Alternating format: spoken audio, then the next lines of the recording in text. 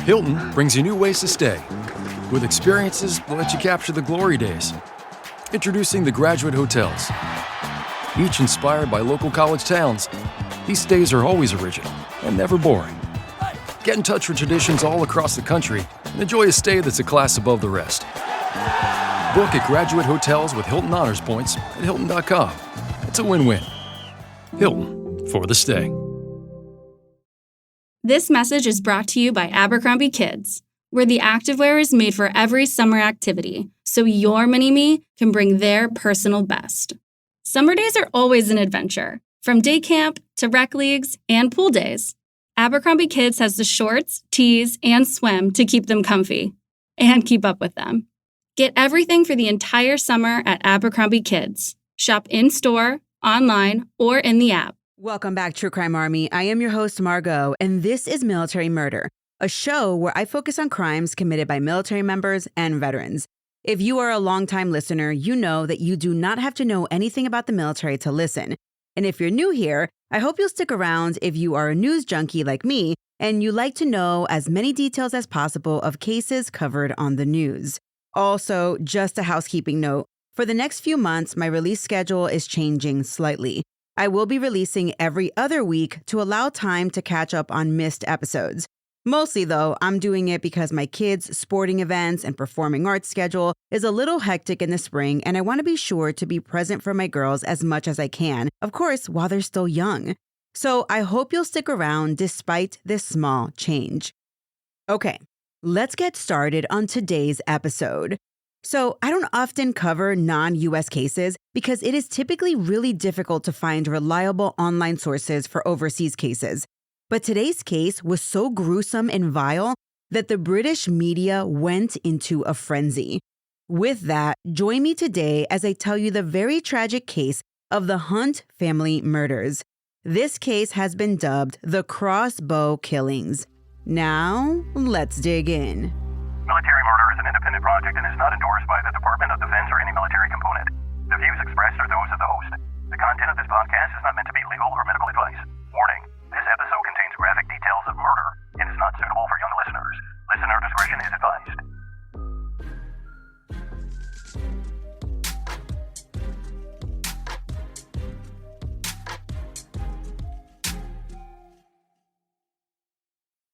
Our story begins in Bushey, Hertfordshire, England. It's a town known for its village-like atmosphere, green spaces, and its close proximity to London. It's 20 miles northwest of central London.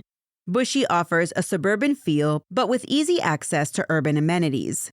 Well, it was here in Bushey that the Hunt family home sat quietly on Ashlyn Close, a picturesque cul-de-sac where nothing bad ever happened.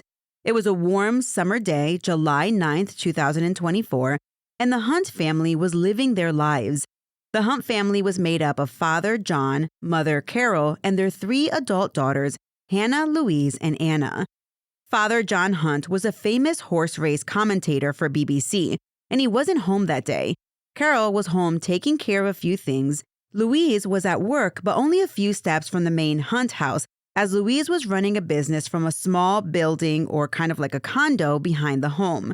She had a dog grooming business. Hannah was at work and Anna was not home. This is where everyone was when at about 2:30 p.m. there was a knock at the front door, and Carol walked over and answered.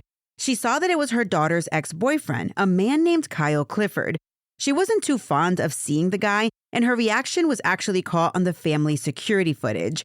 Kyle and Carol chatted for a little bit at the door, and Kyle asked if John was home. Carol told him no. After a cordial discussion, Kyle asked to enter the home to leave a card. He also wanted to leave a few of Louise's items and grab some of his belongings. You see, he and Carol's daughter Louise had broken up just 2 weeks prior, and they were in that phase of returning each other's things, I guess. Carol hesitantly allowed Kyle to enter the home. And little did she know, in less than 5 minutes, she would be dead, her screams caught on video. As Kyle entered the home, he closed the door behind him. Then he removed a 10-inch butcher knife he had hidden in his bag, and he proceeded to attack and kill Carol. He then hid her under a blanket to conceal her body. This quiet, picturesque home was now the brutal scene of a murder. Louise, she was out back working in her business and had no clue that her ex had gained access into her home and that he had killed her mother. But Kyle was not yet done. He waited in the Hunt family home until his next victim arrived. At around 4:12 p.m., Louise entered into the main Hunt family home, and that's when she was met by Kyle, her ex-boyfriend. Kyle was waiting for her, and unlike the quick death that her mom endured, Kyle didn't intend to make things easy for Louise, the woman that he believed had wronged him by dumping him. Kyle quickly attacked Louise. He bound and gagged her with duct tape, then proceeded to rape her. He kept her captive for close to 2 hours, at which point he used Louise's cell phone to text her father to find out what time he'd be getting home. John replied that he was working late that night. Then Kyle used a rather strange weapon to end Louise's life, which is why this case caught so much attention. Seeing as gun control laws are tight in England, Kyle used a no-kidding crossbow to kill Louise. Within minutes of her death, 28-year-old Hannah pulled into the driveway and entered the home. Reports indicate that she walked upstairs, and that's when she realized something terrible had happened. She texted her boyfriend and told him to call the police. Just then, Kyle walked in and he shot Hannah with the crossbow. Critically injured, Hannah was still able to call emergency services, but she soon died from her injuries. Now, 3 people were dead.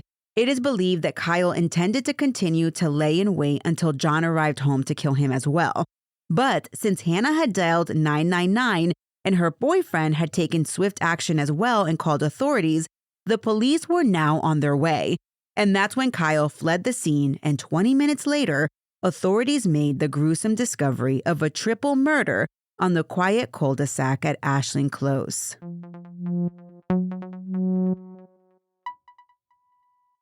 Today's episode is sponsored by Acorns, and April is Financial Literacy Month, an entire month dedicated to taking control of your money. Because honestly, no one really taught me how to manage money growing up. I didn't learn about investing until I was well into adulthood. But what I love about Acorns is that it makes it easy to start saving and investing for your future in just 5 minutes. I know, April is an entire month, but you don't need an entire month to learn.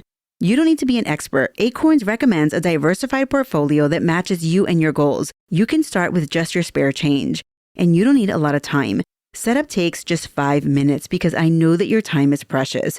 And if financial wellness has ever felt out of reach, Acorns makes it simple, giving your money a chance to grow without the overwhelm. Personally, using Acorns gave me the confidence to stop putting it off and just start. And that peace of mind is completely worth it. Sign up now and join over 14 million all-time customers who've already saved and invested over $25 billion with a B dollars with Acorns. Head to acorns.com/militarymama or download the Acorns app to get started today. Paid non-client endorsement. Compensation provides incentive to positively promote Acorns. Tier 1 compensation provided. Investing involves risk. Acorns Advisors, LLC, an SEC registered investment advisor. View important disclosures at acorns.com/militarymama. My cat Freddie loves to be brushed and cuddled. But stirring up his cat allergens meant sneezing and itchy eyes. Then I found Purina One Live Clear. It's cat food that reduced the major allergen and my suffering in as little as 21 days. Now, we feel closer than ever. If you have issues with cat allergens, you really need to try Purina One Live Clear. Try new Purina One Live Clear today. Purina One, a difference from day one. 26-year-old Kyle Clifford served in the British Army. Originally from North London, he joined the Army in 2019 and served for roughly 3 years. However, his military career was short-lived, and even though he served, 3 years, he spent a significant portion of his military duty on sick leave. You see, they actually ran the numbers, and there are a little over 1,000 days in 3 years.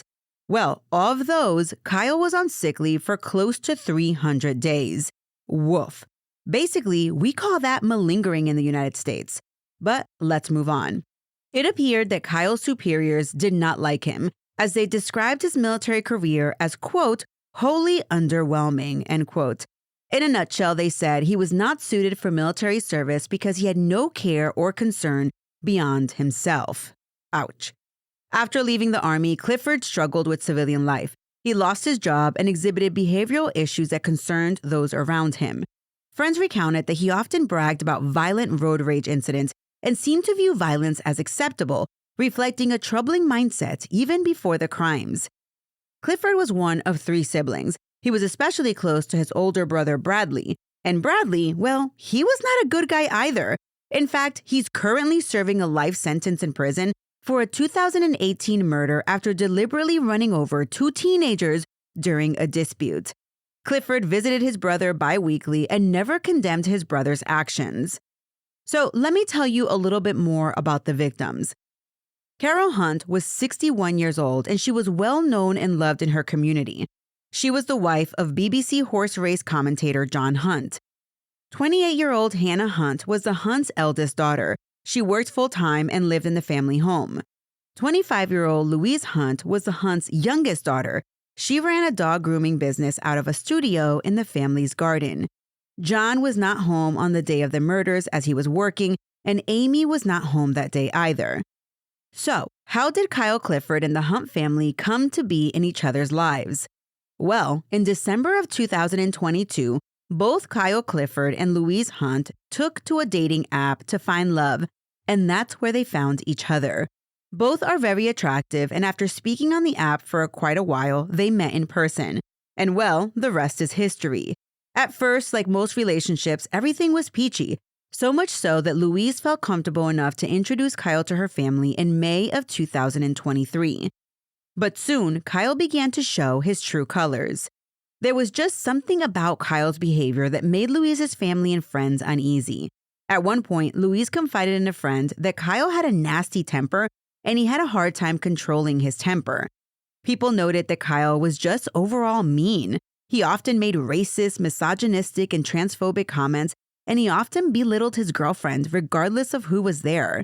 And it would later be revealed that Kyle was unfaithful to Louise throughout their entire relationship. In late June 2024, after attending a wedding together, Louise realized enough was enough. At the June 22, 2024 Scarborough wedding, Kyle acted like a straight asshat.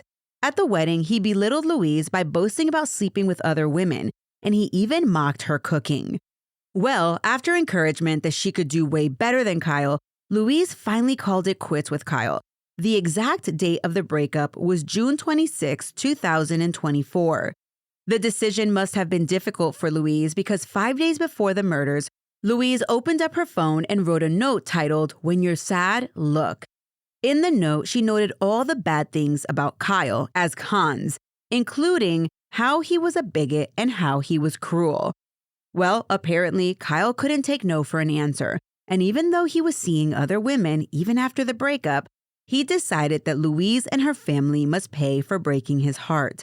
He knew that what he was about to do was bad, but he chose to do it anyway. Evidence revealed that 2 days after Louise broke up with him, Kyle, having no access to a gun and no way to actually obtain a gun because of the UK laws, he went online and began looking for other weapons, specifically crossbows.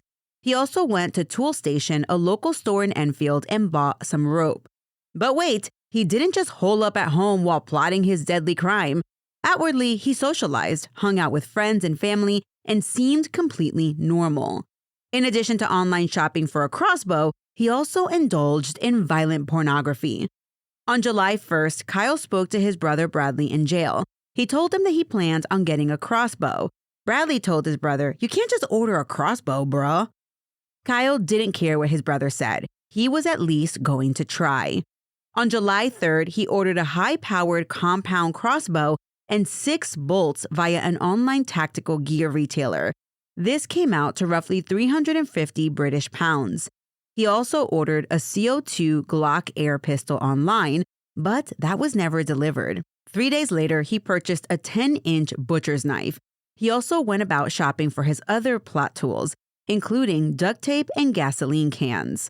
But wait, as if having a few girls on the side and plotting a murder wasn't enough, as reported by the Express UK, the day before the murders, Kyle created an online account on the dating website Hinge. Not sure if he got around to making any connections on there, but Kyle was sure to continue to binge watch more violent pornography. Hours before knocking on the Hunt family door, Kyle even sent a text message to one of his other girlfriends that simply said sorry.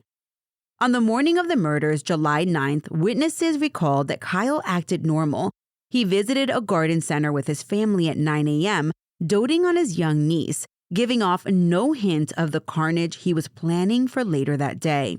And actually, a lot of his actions leading up to the murders were caught on CCTV footage. He just looks like an average Joe. Oh, and one more thing, he had a dash cam installed in his car, which recorded him driving to and from the Hunt family home, which is truly chilling. That day, at about 1 p.m., Kyle left his house in Enfield and drove to Bushey. 30 minutes later, he parked on Vernon Road just down the street from the Hunt family house. He then walked towards the house just to check out what cars he spotted in the driveway. He noted 3 cars there. He then jumped on his phone and searched the schedule for horse races that day. Then he drove to Bushey Grove Road, which was just a little bit closer to the Hunt home. 30 minutes later, he got out of his car, he grabbed a bag from the trunk, and he walked over to the Hunt family home and knocked. After he killed Carol, Kyle then returned to his car where he retrieved the crossbow and returned to the Hunt home where he waited for Louise. Once authorities arrived, the formal times of death listed for each victim was as follows. Carol Hunt, 7:23 p.m. Louise Hunt, 7:31 p.m. Hannah Hunt, 7:51 p.m. A manhunt for Kyle Clifford began, and it went on for roughly 22 hours. However, authorities eventually found Kyle and cornered him at a cemetery in his hometown of Enfield. As authorities closed in, Kyle Clifford, with the crossbow in hand, shot himself with the crossbow. His intent was to die, but the man can't succeed at anything. And guess what? Yup, he survived. The crossbow bolt embedded into his chest. According to news reports, the bolt pierced Kyle's spinal cord, causing catastrophic damage. Because of the heinousness of his crimes, I am sure the police wanted to just cuff the guy and let him bleed to death. But they didn't. Kyle was airlifted to a major trauma center, the Royal London Hospital, in critical condition. Due to the injury to the spine, Kyle was effectively paralyzed from the chest down. This means that Kyle Clifford is wheelchair-bound and has lost function in the lower half of his body.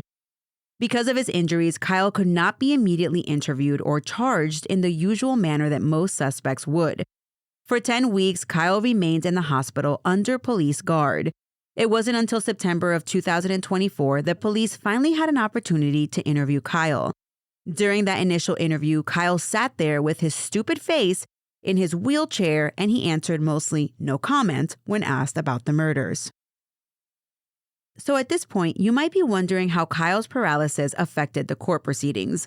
Well, his first court appearance was done via video while he was still in the hospital. Once he left the hospital, he was placed in custody and attended hearings in person.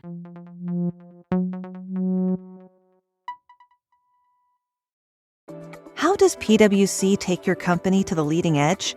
They bring the sharpest minds in tech to your team, so you can bring the ideas that will transform your business. They're passionate about your industry, so you can walk into any room with every advantage. And they're with you every step of the way, so you can know you're headed in the right direction. PwC builds for what's next, so you can get there now. Get started at pwc.com/us/leading edge. This episode is brought to you by Loom by Atlassian.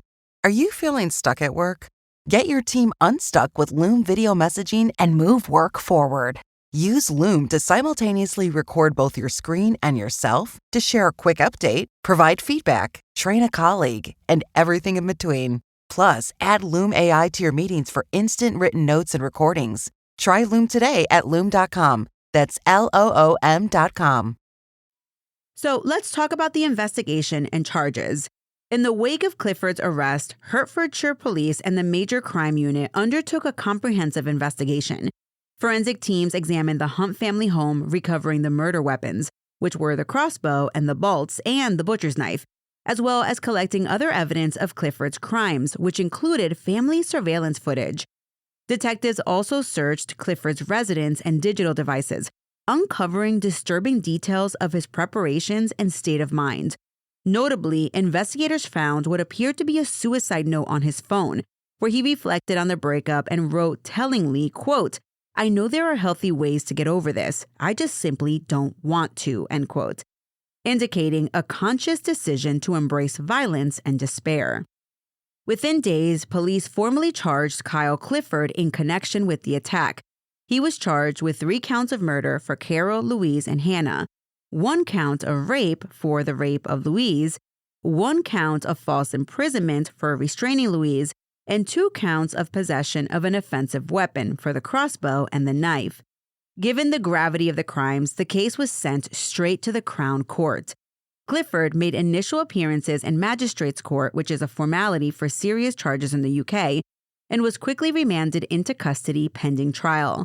At early pretrial hearings, Clifford's pleas became a critical factor in how the legal process unfolded. Ultimately, Kyle admitted his guilt on the 3 murder charges, as well as the false imprisonment and weapon charges, but he denied the charge of rape. His admission on the homicide counts meant that the full murder trial was avoided. Those convictions were secured by the guilty pleas. However, because he contested the rape allegation, a jury trial was still required to resolve that charge.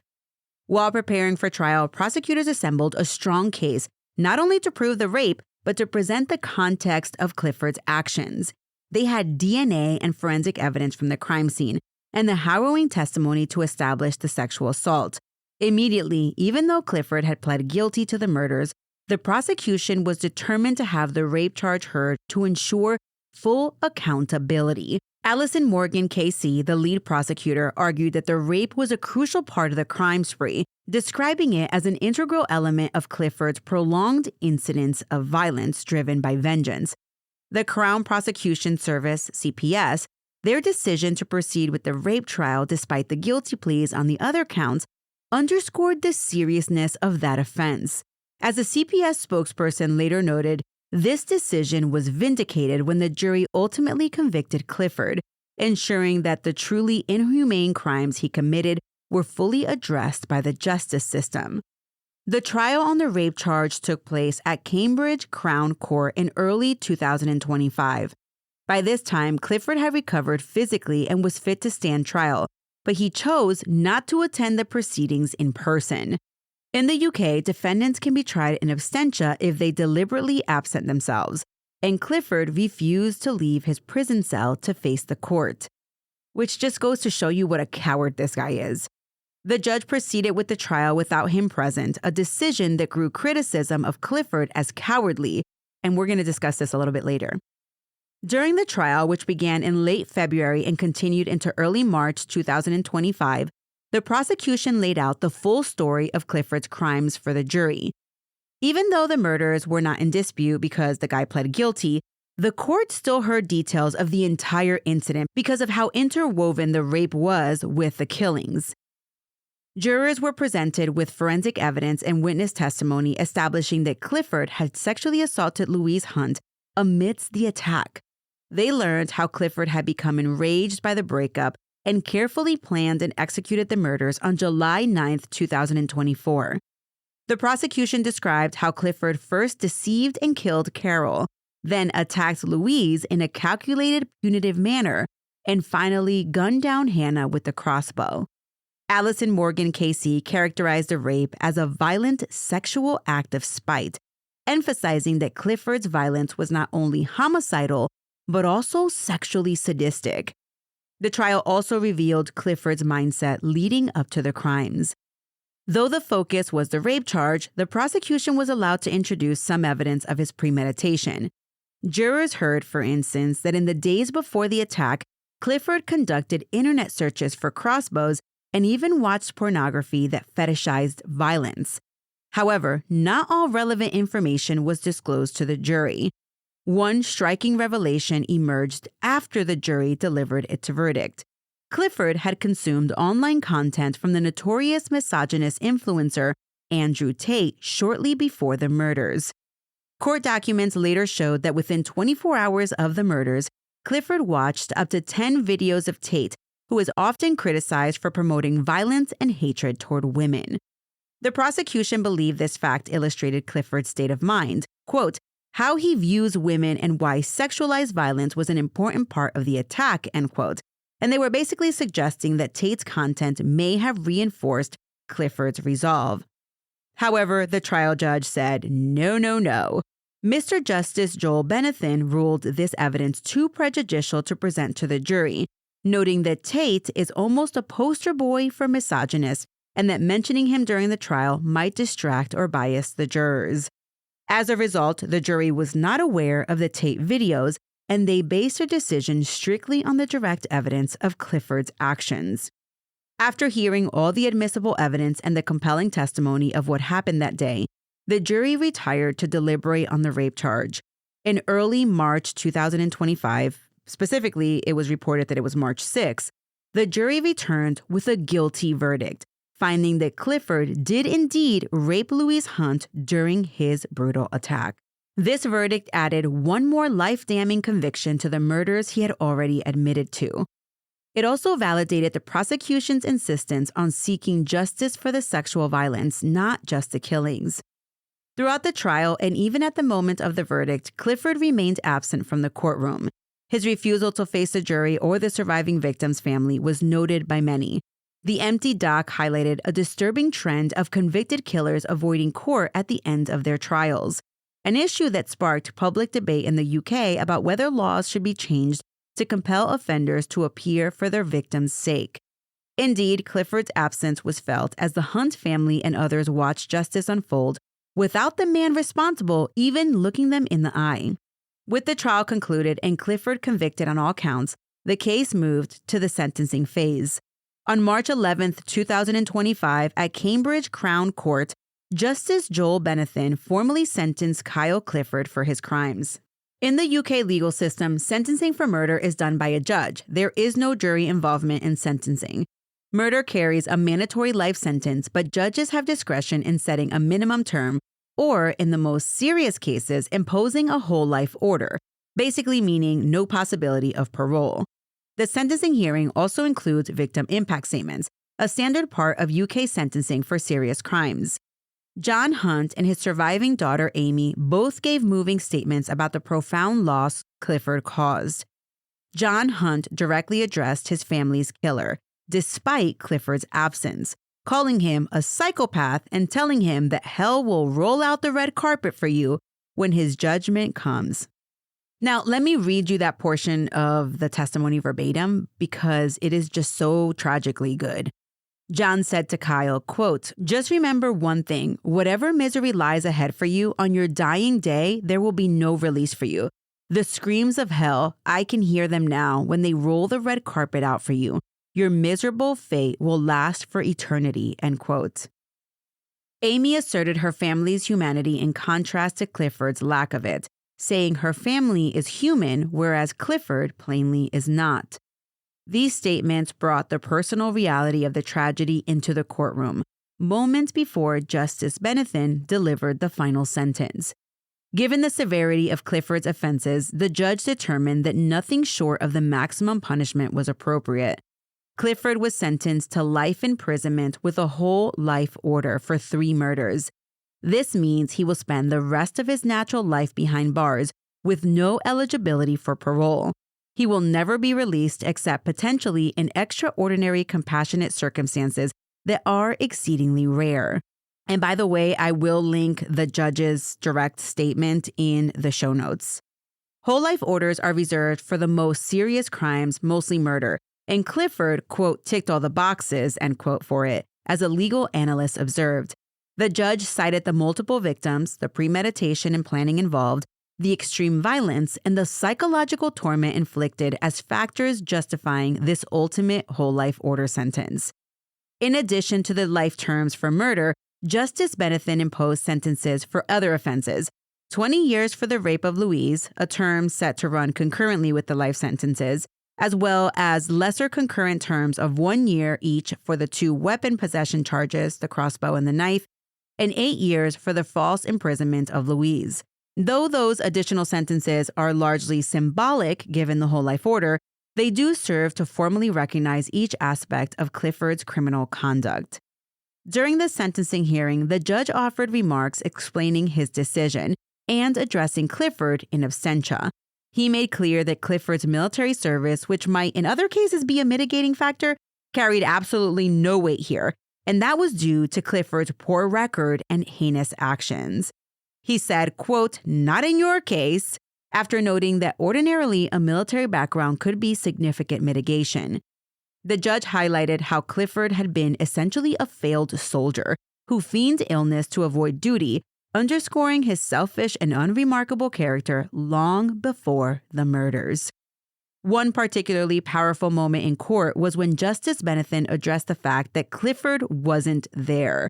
Quote, "You'll never be released," end quote, he declared, emphasizing that Clifford will die in prison. The finality of that statement was coupled with condemnation of Clifford's cowardice in refusing to attend. The judge contrasted Clifford's behavior with the dignity of the Hunt family. He praised John and Amy Hunt for their courage and astonishing dignity throughout the proceedings. Quote, "They showed a great heroism of which you can only dream," end quote, the judge said, and he was speaking of the surviving family's resolve in the face of tragedy.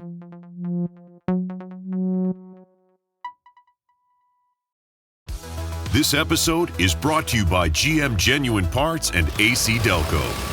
Get the most out of your vehicle with GM Genuine Parts and AC Delco original equipment. The only parts designed, engineered, tested, and backed by General Motors. You can find your perfect fit for most makes and models and choose from 3 tiers of parts, including GM OE or gold and silver aftermarket parts. Visit gmparts.com for more information. Under UK law, Clifford had the right to appeal his conviction or sentence, but given that he pled guilty to most charges and was incontrovertibly guilty of all, any appeal will likely be hopeless. The whole life order ensures he cannot be released, reflecting society's judgment that his crimes are among the worst. As Detective Chief Inspector Nick Gardner, who led the investigation, aptly put it after sentencing, the punishment is, quote, "fitting for the appalling nature of his crimes," end quote. The brutality of the murders and the dramatic nature of the manhunt drew widespread media attention in the UK. News outlets quickly dubbed Clifford the Crossbow Killer due to his use of the medieval-style weapon in the crimes. The case's details, a jilted ex-partner, a family slain in their home, and the involvement of a well-known BBC commentator's family made headlines nationally. Major newspapers, including The Guardian, The Telegraph, TV news, and online media all closely followed the developments from the initial incident through the trial and sentencing. The press provided live updates during key court proceedings, underscoring the public's intense interest. For instance, Sky News ran a live blog for the sentencing, sharing minute-by-minute details from the courtroom. And ITV News, well, they reported extensively on the trial's revelations. Public response was one of shock, sorrow, and outrage. In Bushey and surrounding communities, people struggled to comprehend how such an atrocity could happen in their midst. The outpouring of grief was evident in the vigils and floral tributes outside the Hunt family home. Many were especially heartbroken knowing the victims were, by all accounts, wonderful people. The phrase "beautiful souls" used by a neighbor in an ITV interview was picked up by various media as emblematic of the community's feelings about Carol, Hannah, and Louise. On social media, hundreds of commentators expressed condolences to the Hunt family and voiced disgust at Clifford's actions. The fact that John Hunt was a public figure led to an extra wave of support from the sports and broadcasting communities. Colleagues like Mark Chapman spoke on radio and TV about the tragedy, which personalized the loss for listeners and viewers who knew John's voice from horse racing commentary. Public discussions also arose around domestic violence and how warning signs in abusive relationships can escalate to lethal violence, with many pointing out that what happened to the Hunt family is every family's worst nightmare when a loved one has an abusive partner. When Clifford's connection to Andrew Tate's content surfaced after trial, it spurred further public discourse. Women's rights activists and commentators seized on the detail that he watched misogynistic videos shortly before the murders as an example of how online hate can radicalize individuals to commit real-world violence. 4 British women who are victims of Andrew Tate and who are involved in legal action against him issued a public statement calling Clifford's case a wake-up call to social media companies. They said that hearing that Kyle watched Tate's videos before the murders was deeply upsetting but sadly not surprising, and they urged platforms to remove Tate's content, which they called dangerous messages that incite violence against women. This angle of the story fueled debates on radio talk shows and op-eds about the influence of online misogyny. While it's impossible to quantify how much such content might have contributed to Clifford's actions, he was probably just wackadoodle the whole time. The coincidence was alarming to many and reinforced calls for tech companies and authorities to clamp down on extremist influencers. So, break. I want to just take a moment to talk about Andrew Tate because, if I may, I honestly had no clue who that guy was before this case. So, Tate is an American-British former kickboxing champion turned internet personality. He gained public attention when he was on the 2016 season of the UK reality TV show Big Brother, but he was removed within 6 days of being in the house after a video emerged of him hitting a woman with a belt. Now, just a side note, this video was later said to be consensual by both parties. However, once he was ousted, he was not allowed to return. After this, he moved to Romania. He started online ventures, including at one point having around 100,000 subscribers to his, quote, Hustlers University space. He also touted himself as a self-help guru. By 2022, he went viral on social media. He had amassed a social media following of 4.7 million followers on Instagram and roughly 760,000 YouTube subscribers. On TikTok, videos posted by his followers of him garnered billions with a B of views. He was booted from platforms, but he still made it work. Most of his fans are men because his messaging feeds into modern masculinity and self-improvement. He advocates for strict gender roles and male dominance, urging men to be strong, wealthy, and unapologetically assertive. Tate is a highly controversial figure, frequently criticized for misogynistic and harmful content. In various videos, he has stated that women should, quote, stay at home, that they, quote, belong to men, and even described women as a man's property. I hate this guy. He has argued that women lack driving ability and that 18-year-old women are preferable to older women, comments that have drawn intense backlash. Tate himself once said, quote, I'm absolutely a misogynist, end quote, and he said that during a 2021 podcast, though he later denied being misogynistic when pressed in a TV interview.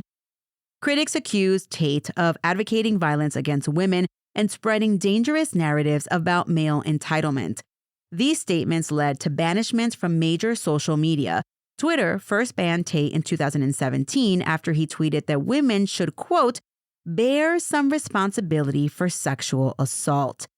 What? Anyway, I think at some point he was allowed back on Twitter or X. I think it was like in 2022.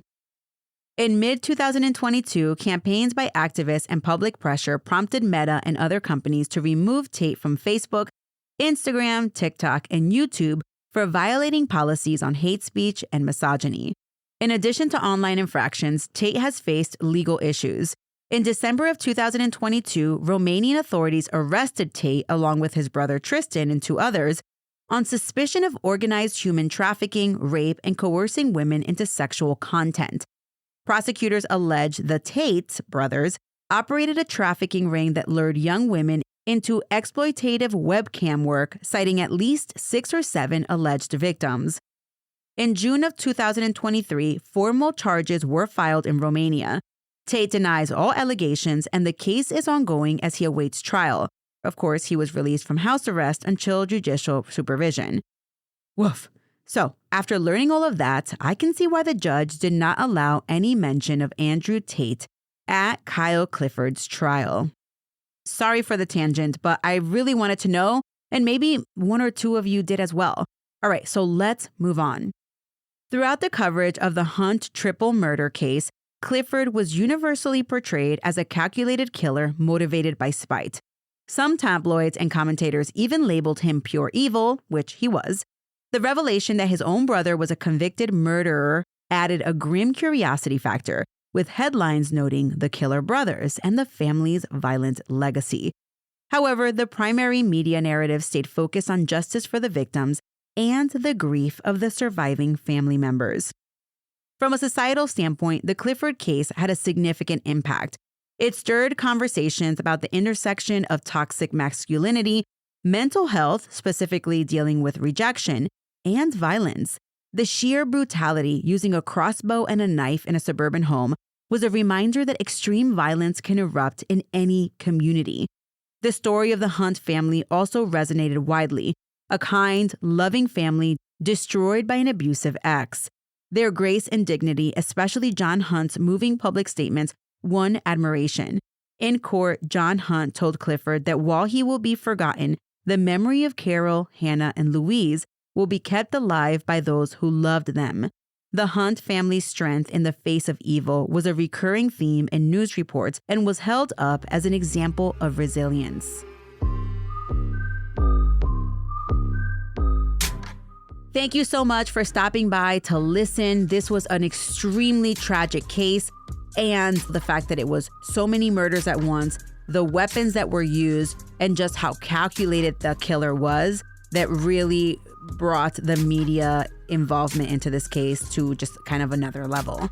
All right, for those of you old and new, make sure that you click the plus or the follow button wherever you're watching or listening so that you never miss a new military murder episode. If you want more of the same content, be sure to check out my Patreon at patreon.com/militarymurder, where right now you can get access to over 50 bonus episodes and current regular episodes completely ad-free. And when you sign up for premium content, either on Patreon or Apple, you support this indie show.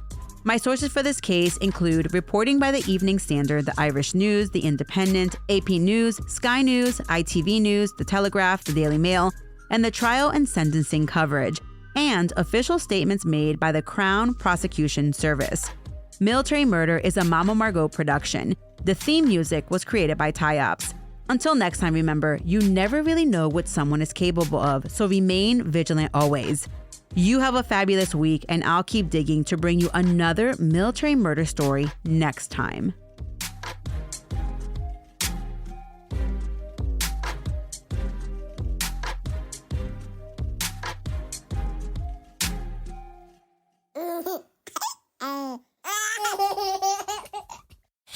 Mama's working on her podcast.